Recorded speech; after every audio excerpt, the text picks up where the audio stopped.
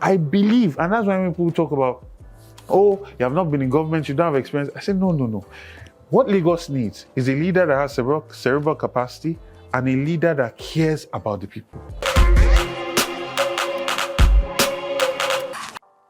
Hi everyone, welcome to the political edition of Pulse 101. My name is Gbadebo Rhodes-Vivour. As you know, it's a political season, and I'm sure you'd like to hear from everybody that is representing you in the next election.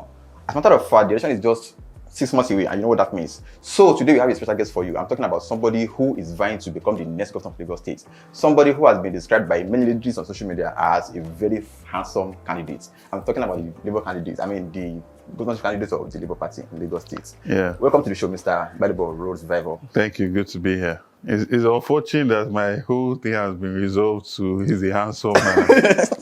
I'm more than a handsome man, please. Okay, yeah, so your name, because before now we used to have APC, Labour Party, APC, PDP, and now we have Labour Party in the mix. Yeah. So before you go into questions on that, let me start this way. When did you join politics? Well, actively, I joined politics in 2016. Okay. Yes, I contested for local government chairman.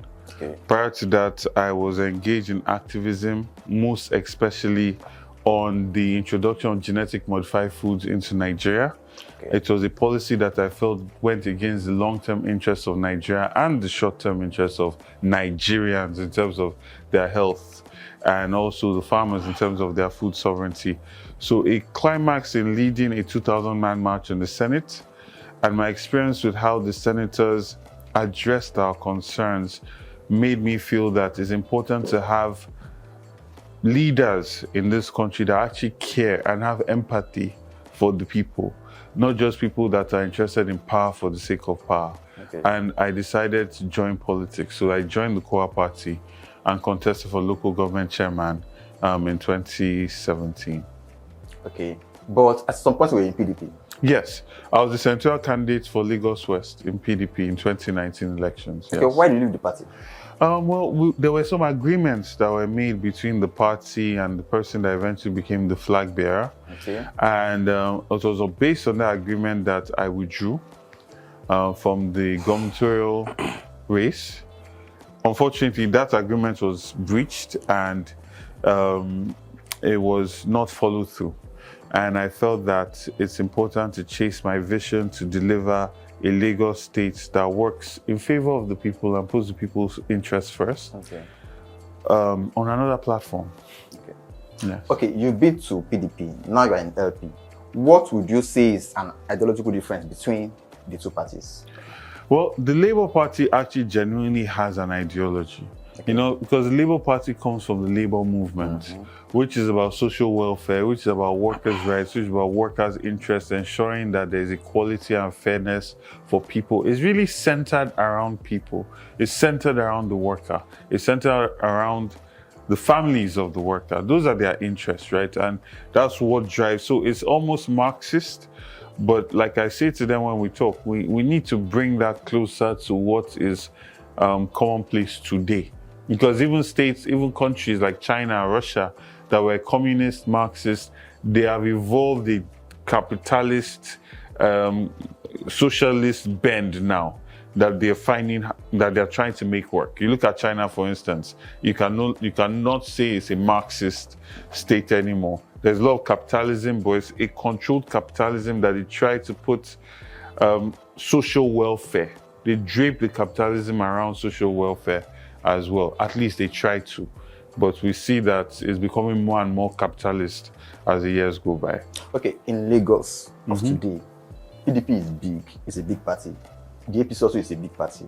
How do you intend to run a successful campaign or win the election against the two big parties in the state? So Labour Party is powered by the people.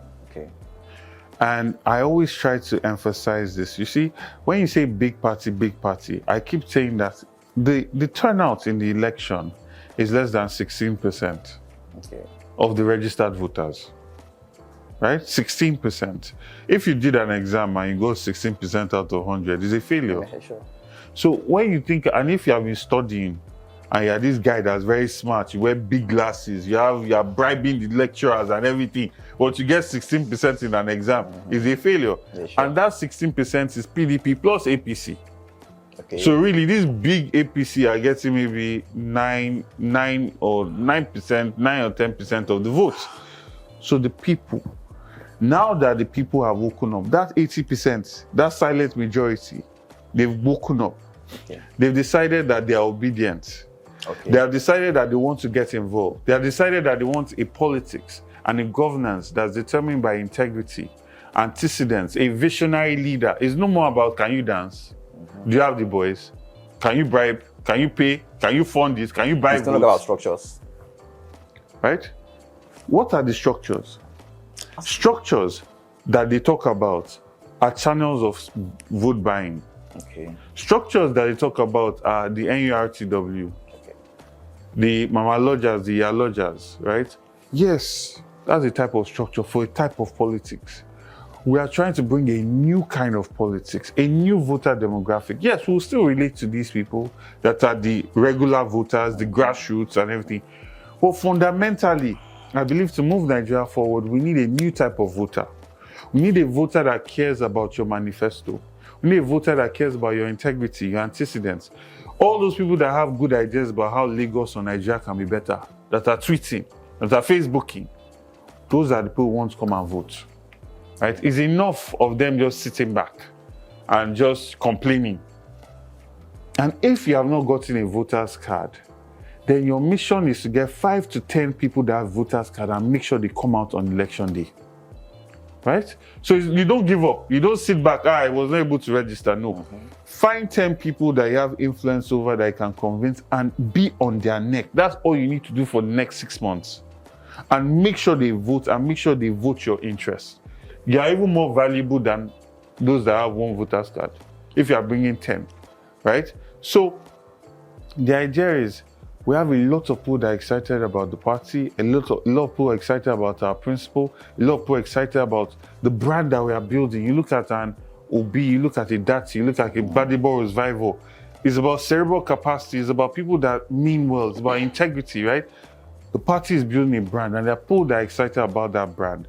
So we now have to just channel those people into what you will call structure, right? At your polling units, at the party secretariats across Lagos State, and we are doing that now. I'm an architect. I like building structures, you know, it's my passion. So let's talk about your ambition now. If elected, you know, there are issues in Lagos, there are different issues. Many issues. Yeah, so if you get elected, what would be your priority? What would you first tackle? Transportation, education, and the healthcare system. Those 3 things at the same time. And transportation is also linked to the drainage system that happens in Lagos State, right? And transportation is also linked to accommodation, right? So when I say transportation, don't just think about cars. Think about where people live and how long they are, the commute that they have to make to get to a place that they are working. The transportation is also tied to urban planning, to create, you know, urban renewals in certain local governments so that they can function sustainably by themselves. How do we plan our city, Lagos State, to ensure that industry can go into each of these local governments so people don't have to travel long distances to get to work or find a means of living? What is it about a people's experience in a city that we need to sort of localize so that we reduce the pressure on our road and infrastructure networks, right? And then in transportation as well, how are we transparent and accountable so that we are not building a flyover for the cost of 5? Okay. How are we going to say to Lagos State and say, we are building this flyover, this is the price, this is how much they price it in Ghana, this is how much they price it in Ethiopia, and we are giving you a good deal, and we are going to deliver this in a record time. That is what we should be proud of. It's not, we are raising so billion IGR. Okay, you have raised that IGR, how is it helping the people of Lagos? How is it directly affecting you? If I come out and say, you have access to medical insurance as a Lagosian, and you're a tax-paying citizen, you have access to that. It might not be the highest ranking insurance, but there is a level of insurance. You can say, this is what I get for paying my tax. That's where we need to get to, right? So transportation, I've linked that to accommodation, I've linked that to urban planning, education. to ensure that we revolutionize education in Lagos State. And this is not just for people in schools. These are for people for outside schools to improve their employability. Lagos State is a service-centered state, right? But unfortunately, you want to build a fine house, you go and import workers from Togo, from Cotonou, because people in Nigeria or in Lagos are not properly trained to do the tiling, to do the POP, even plumbing to an extent. We need to get people trained so they're exceptional skillsmen, right? So we equip them, and then once you've done that, you've created an alternative means for people to survive.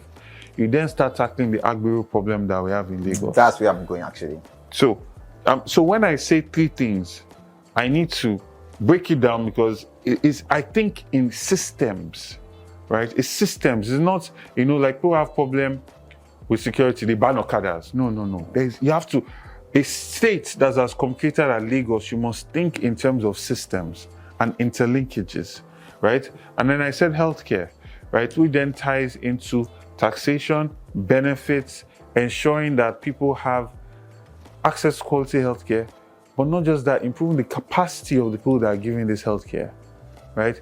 Improving the welfare of people that are giving this healthcare, and also ensuring that there are consequences for medical negligence. It is not okay to go to a hospital and they leave you waiting in the waiting room until you die, or they tell you that you should leave and go to Babalao to go and get treated, or they tell you that there's no oxygen in the hospital. There must be repercussions. Hospitals must face those kind of, observation, regulatory monitoring, right? And that will then start to create a quality of life where the value of a Lagosian now has a certain quality in terms of there's a value to it. You cannot just do anyhow with it. You take it seriously, right? So through policy, through enforcement, through implementation, the plan is to social engineer and architect a new Lagos. Okay, Lagosians complain a lot about Gbadebo on the road. Yes. So how do you intend to address this? That is one. Second thing is you mentioned something about Okada banning. So do you think banning Okada is not a good policy in Lagos? I think that, okay, so let's start with the Okada one, then we'll go to the Gbadebo one. You see, there are places in Lagos that you cannot get to without a bike. Are people that work hard the whole day, they enter the final bus, and they cannot, the distance from that place where they have to come down from the bus is so distant to where they live that the Okada actually provides a service in that instance. What we need to do is map these things out. All right. And then localize registration of Okadas to the local government. Local government must become more empowered. Local government must become like places that generate data. They collect data. So as an Okada rider, I go and register at a local government. Biometrics are taken of you, the rider, right? And then this is then tied into a surveillance system in that local government. So if there's any problem that involves that Okada or involves you, it will be picked up by cameras. Right? That's where we need to get to in Lagos State. The outright ban is not, you need to focus on, okay, this is the service, these are negative sides of this service, these are positive sides. So let us reduce the negative sides as much as possible and increase the positive sides. Whether we want to ensure that the people that you don't want a whole bunch of Okada people because they are causing a nuisance, you then increase the regulations or the process it takes to actually register as an Okada driver, right? And then localize it. It's possible that you could color code certain bikes so that they cannot leave a local government. So as soon as they've left that local government, anybody that sees them on the road knows that this person is in violation of the law, right? So there are creative ways of achieving these things. Now, the Gbadebo question. You see, for 20 years plus in Lagos State, the Gbadebo has been the fourth layer of government. The politicians use them. I keep saying it. You saw what happened during Allstars, where BRT buses full of young men with machetes came to attack peaceful protesters that were right in front of the government house, with the governor sitting in his office. People cannot do that if they don't believe that they are backed up by the government. So they work hand in hand. And that is what has empowered them. That's what gives them the confidence to do what they do.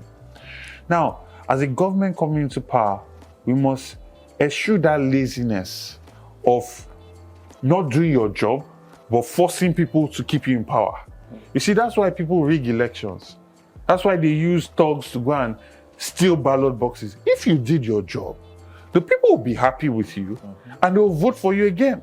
You will not need to use this intimidation. So it's almost like a child that does not want to study in school but always wants to cheat or bribe his way in. We are coming, our government by God's grace is going to focus on getting our job done. So we are not going to need thugs to be snatching any ballot boxes, right? So for us, like I said, empower the youth, empower people to have an alternative means of earning, right? And then once we've created that alternative, we're going to crack down on this agro menace that is a Lagos state. And even if it's, you don't, for me, you don't just ban things, you convert it into something that's more profitable for society. If we are automating how people pay their monies, right? The taxes that go to, from all these transportation workers and everything. First of all, that money, there must be accountability for it. Almost 120 something billion is generated every year. Who does that money go to? What is it being used for? How is it being used for the benefit of Lagosians, right? These are questions that must be answered. And we must now create a situation where these people that are on the road, right? First, they must be trained better. There must be a process of recruiting them. And then, now the system is a pyramid where they generate all this money, they push it up, right? And then for you to get high, you must show a level of violence. You must show a level of usefulness to the politician in terms of aggression. So there's an aspirational culture. So you find everybody on the ground is trying to show how they can be more violent than the other for them to rise up. Yeah. Now we need to level that. So there is no money going up. You are a part of this, you have general benefits, whether it's health insurance, whether it's bursary for his children to be able to go to school.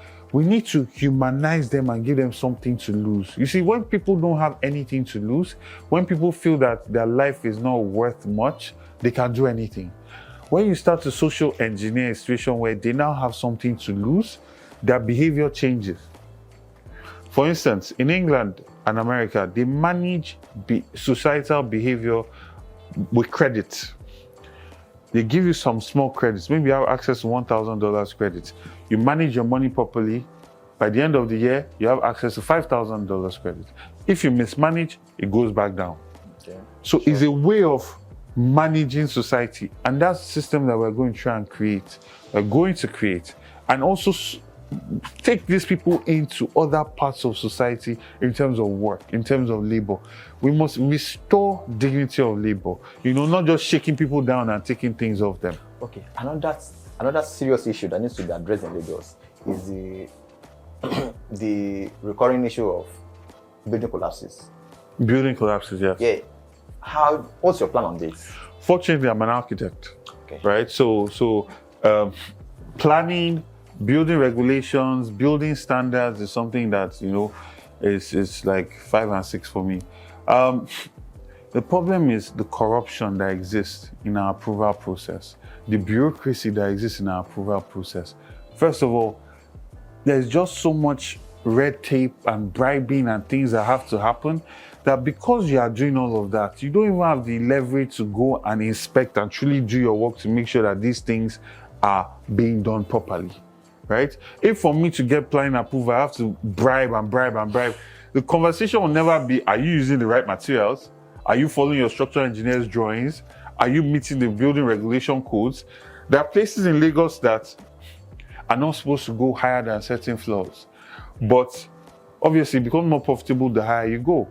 So all you have to do is give one person in Lagos State, I'm not going to mention who, 2 apartments in your tower, and then you can now go 14 floors instead of 8 floors or 9 floors. This is what is happening in Lagos. So corruption is literally, so the collapse of buildings is literally the manifestation of the corruption that is endemic in that whole planning, approval, building regulations process in Lagos State. And that needs to be completely transformed. We must reduce the number of human beings that are involved in that process.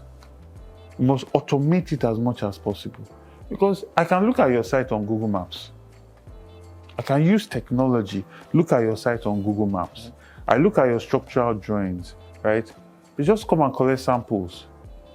The concrete you are using, are you going to the floors that was giving you, that you got approval for, and inspect, right? And there must be a standard fee. A standard fee. It's not you're bribing this person to bribe. No. And that's what's causing the problems. And unfortunately, people do this and they don't care about the long-term effects. Building collapse, people die in it. You know, they don't care. They've collected their bribes. They moved on. So I've heard you talk about economic productivity and well-being as part of your plans for negotiation. Yes. What do you mean by that? So like I was saying earlier, increasing the employability of people. There are so many people that they want a job, but they don't have the skills for that job. They are not, in terms of capacity to compete, to be employable, they don't have it, right? So it's about creating as many workshops for people to become employable across Lagos State that people have access to, and also reaching out to people to understand what are the things that they are interested in. You see, there's a lot of policy that is made for people, but it's not made with the people. And that's why that policy usually fails. In each local government, we need to create policies that are localized for the interests of those people. You gather the youth in a certain local government and ask certain questions, gather data. What are the things you're interested in? What are the skill sets you would like to have, right? And in a situation where there are programs where you're bringing people in, you're training them, they're eating there for free, right? But you're improving society by doing that. And the opportunity cost of crime is reduced. Because, you see, if I take 10 people and I'm giving them food twice in a day, and even if I give them a little stipend and it costs me, let's say 10 million, right? Now, that's a cost, right? Now, the opportunity cost is crime in an area creates a situation where people don't feel safe to move around at night. Creates a situation where Lagos cannot work as a 24/7 state, right? 24-hour state. And also, when there's no safety, businesses don't feel comfortable to invest and set up. So you now create a situation where you're not generating as much as you can from taxes, and you're creating a situation where there's a lot of crime, right? Which is going to burden your police force, which is going to burden your citizens, right? That's the opportunity cost. And that opportunity cost can run up to 100 million, but you could have avoided that for 10 million. So we improve the capacity of the people and localize solutions to this. For instance, you go to places like Ikorodu, Ekpe, parts of Badagry, even parts of Ojo, there are huge fishing communities there. But they're just fishing and it's raw fish. How are they preserving this fish? What kind of cold storage systems are there? What can you do to package this fish? What is the next layer of value chain that you can do to actually start to export this fish? These are skills that people can take that is localized to that area. So we are not just giving you knowledge or skills that, you know, you cannot apply. And that's one. And then high school, secondary school, primary school, we need to start creating an idea where our education system is application driven. You're not cramming anymore. It's about how do you apply this knowledge and teaching in that sense, so that you're giving people practical skills and practical knowledge. So even if, because the amount of people that drop out from secondary school is extraordinary. So the skill set that you should give them from that primary school, secondary school must be significant. So when they drop out, they can still be very functional in today's society, and not just today's society, tomorrow's society, because the world is leaving us behind. There's so much we need to catch up on. Technology is the way of the future. We need to make this accessible to a lot of people. For me, part of our plan is to ensure that people have access to the internet all across Lagos, and have access to the internet for learning, for knowledge-based learning that is based on production, not consumption. So you cannot go and watch African Magic on there.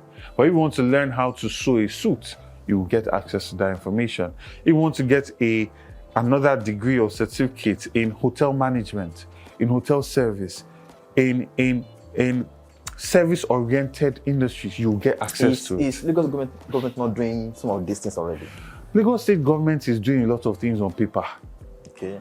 But the people are not buying into it. Because I tell you, the origin of why they did these things was just really for themselves, to make some money off it. It's not taking. When somebody create a project with the people, centered around the people, there's an uptake of it. There's an uptake. Because even in you implementing that project, you are thinking, your main focus is how can I get people to use this thing? How can I get people to use this thing? I'll give you an example. Remember that Lekki toll gate situation? Yep. Now, when they wanted to do the Lekki toll gate, they want you to have cards and all of that, right? Then they want you to come to their office, come and register.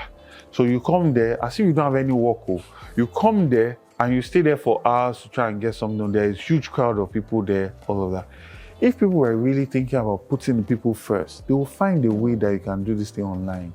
Yes. They'll find a way that their vendors can come to your house. They'll just send them door to door.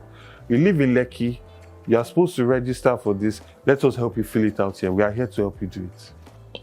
It's different. When you think, when your whole mind is centered around the people, and I keep going back to this, Alhaji Lateef Jakonde was the perfect epitome of that. He was able to achieve in 4.5 years what these people have not been able to achieve in 20, because everything about him was about the people. How can, like, you could tell that this man was having sleepless nights. When you look at the education system, what he did, and how many people just got access to it. How you went from a situation where they were having shifts in terms of schools, so everybody, that's a man. You can tell that this is inside you. You cannot give what you don't have. That man cared about the people, and he showed in everything. Health system, education system, housing. Even when he started to do the train before Buhari came and cut him off. So I believe, and that's why when people talk about, oh, you have not been in government, you don't have experience. I say, no. What Lagos needs is a leader that has cerebral capacity and a leader that cares about the people. Alhaji Lateef Jakonde was a journalist. Yes, he rose to a high point, but he was not a banker. He was a journalist. He was not a builder. He was not an accountant, but he's the best governor Lagos State has produced. Okay. Security.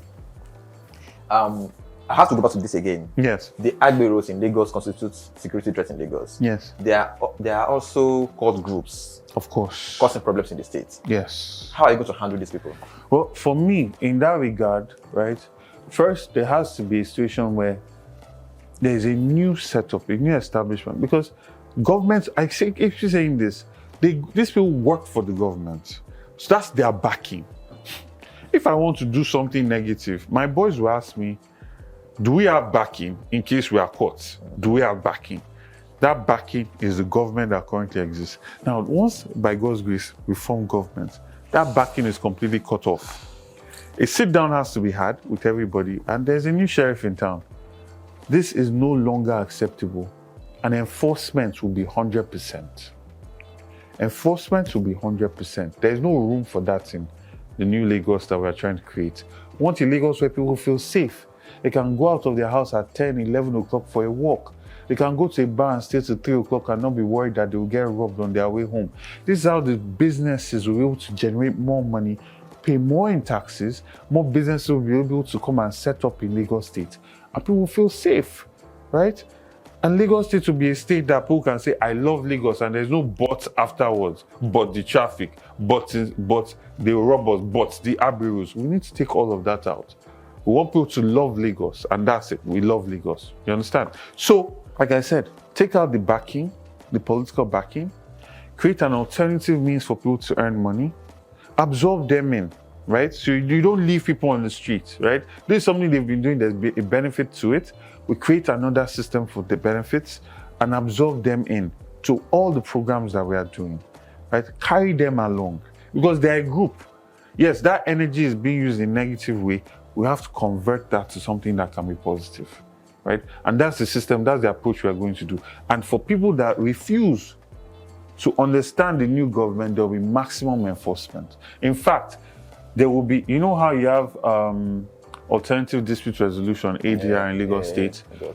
There are certain processes, judicial processes that will be set up specifically for certain things in Lagos. One of them will be cultism, right?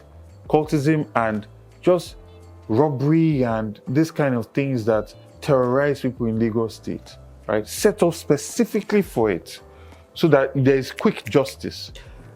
There is an argument, or let me say some people actually believe in Lagos that your candidacy in Labour Party is deliberately out to affect the chances of the PDP because you left the party, you left the PDP for the LP, or because the PDP didn't give you the ticket in the first place? Well, I don't know who said that though, because like I said, I'm not even fishing in that they are 16%. I'm fishing in 40, 50%. The people that we are forming next government in Lagos State. We are. So whether people think it's not about reducing the chances of PDP, at the point will come where the PDP will realize that we are better off with the Gbadebo Rhodes-Vivour governorship than whoever the candidate, the flag bearer is in the PDP. A point is going to come in this election, right? So, like I said, anybody can say what they want to say. There was a reason why 20 local government chairmen in the PDP endorsed me to be deputy governor. There's a reason why all the BOT members of the PDP in Lagos endorsed me to be deputy governor. If somebody that has been in the party less than 6 months, in his wise knowledge of the PDP, felt that he should bring somebody that's also a stranger into the party, then he has already made a decision. And there are consequences to every decision. Right? So it's not about shutting down the chances of the PDP. It's about forming a quality government in Lagos State. And governance is not a joke. It's not a Nollywood movie. It's not a serious business, you know? And I feel that Lagos and Lagosians they don't want Lagos, a Lagos that just under new management. Because that's all I'm getting and that's all I'm seeing from the messaging that's coming from that end. It's about a new Lagos. We have gone around this mountain for too long. It's time to move north and advance and be what we are truly supposed to be, which is the center of excellence. And we have not been excellent for so long. You know, that was just a tag. But we used to be. We used to be the center of excellence. There is also a popular sentiment in Nigeria that social media don't vote. And is it, let me say you are leveraging on Obi's popularity. I'm talking about Peter Obi's popularity. Do you think that to favor your election to become the next governor of Lagos State? Or let me put it this way. Do you think social media will actually vote? Did you see that MBA conference? Yeah, I saw it. Those human beings, were they on social media? They were lawyers. They're lawyers. Both of them, I'm sure they'll be tweeting now on social media as well. Yeah, sure. But you saw that energy. You saw that energy in Dunamis. Yeah, I saw it. You saw the energy in Redeemed Christian Church of God. Yeah, I did. You saw the energy of the walk that happened in Port Harcourt this weekend, I believe. Yeah, I saw the one Benway. And Benway. Yeah, Port Harcourt, yeah. So, again, I say that the time of belittling and putting down social media, right? Because the people that are complaining, they realize they have nothing to offer to these people. Okay. Politics is moving away from, I can dance, I can crack joke, I can shout, and shout my party, and everybody will shout and clap for me. That time has passed. There's a new Nigeria that is coming. And by God's grace, after 2023, we will not do elections the same way again. People will sit down in themselves and ask themselves, am I smart enough to contest for this office? Am I visionary enough? What are my ideas? How can I say it? Do I have the integrity? Is my name stained? A point should come in Nigeria where if you are linked to drugs or corruption, you should tell yourself that when this thing comes out, I will not, my campaign is over. As opposed to what we have today where, it doesn't matter. We'll bring our money, we'll buy our way. It doesn't matter. Even if we have video of you putting money on a agbada under your hat, it doesn't matter. Because the Nigerians don't care, they don't vote. The grassroots politicians that everybody focuses on, they don't care. They don't care about corruption. They don't care whether you're going to steal. They don't care if you develop anything. But the new people that want to vote, they care. And that's why they're coming with this energy. And that energy is not going to be bought. You cannot buy it. That energy, they are not looking for people to give 1,000 naira, 500 naira, right? So this is what I've advocated for all my life in politics, right? Since I ran in Kowa Party, I said the working class, the upwardly mobile, the people that believe in dignity of labor, people that come out on election day and don't need any money, they want to vote their mind, people that have ideas about how Nigeria or Lagos can be better, we need you to get involved. And they have risen to the cause. They have risen to the call. So that time has passed. And I truly believe that 2023 will show it. And from there on, I feel that it's going to get better. Also, the Electronic Act, the Electoral Act has done an amazing job in ensuring that the voice of God, the voice of the people will be heard. That electronic transmission of votes has completely changed the game, completely. When I ran in 2019, you had a situation where, because we were manually moving results from ward to local government and then local government to the center or to the central district, there was so much manipulation that could happen at each level. But now results are transmitted directly. So you need to hold your polling unit. Once you do that, the results should be straightforward. Granted, we've seen the videos on social media of people, of the new wave. People are supporting the Labour Party, everybody in Benue, Port Harcourt, and all of that. We've seen the video of all of that.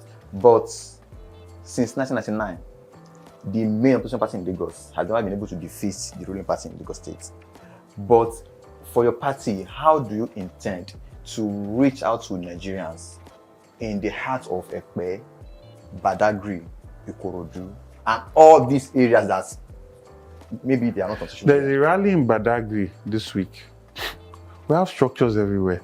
The thing that people forget is that the NLC, the workers, their Labour Party, every worker that's part of a union, their political party, by default, should be Labour Party. These people have been in existence and they live all across Lagos State. So they're everywhere. Now they have inspiration to work. Now they see a window to winning, right? So getting to the heartland of Badagry, heartland of Ekpe, Ikorodu, that's not the issue. The issue will be, can people put aside their tribal sentiments? Can people put aside their desire to eat today in exchange of tomorrow? Those are the elements. And the idea will be to sell our vision to these people, to make them feel that it's worth investing in the future. Don't eat the seed that you're supposed to plant and get so many fruits from today. That's our message. So in terms of people, we have people. We have people. Too many.